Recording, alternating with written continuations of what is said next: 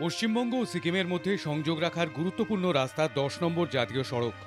কয়েকদিন আগেই অতিরিক্ত বৃষ্টির জেরে ধস নেমেছিল এই গুরুত্বপূর্ণ রাস্তায়। এরপর একটানা প্রায় 8 দিন সংস্কারের জন্য বন্ধ ছিল 10 নম্বর জাতীয় সড়ক। রাস্তা সংস্কারের কাজ শেষ হতেই জাতীয় সড়কের ওপর দিয়ে যান চলাচল শুরু হয়, যদিও তা বেশিক্ষণ চলেনি। ফের লিখুভির এলাকায় নতুন করে ধসের খবর মিলেছে। ধসের জেরেই আবার বন্ধ করে দেওয়া হয়েছে যান চলাচল।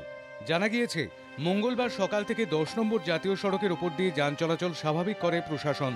তবে আচমকাই লিখুভির এলাকায় ধস নামে ঘটনাস্থলে যান প্রশাসনিক আধিকারিকরা।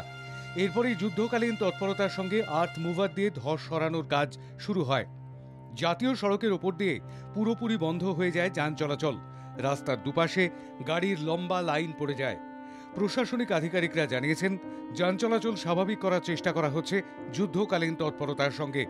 এর পাশাপাশি পর্যটক থেকে শুরু করে সাধারণ মানুষের দাবি, যে সমস্ত এলাকায় ধস নামতে পারে, অর্থাৎ ধস প্রবণ এলাকা দ্রুত চিহ্নিত করুক প্রশাসন।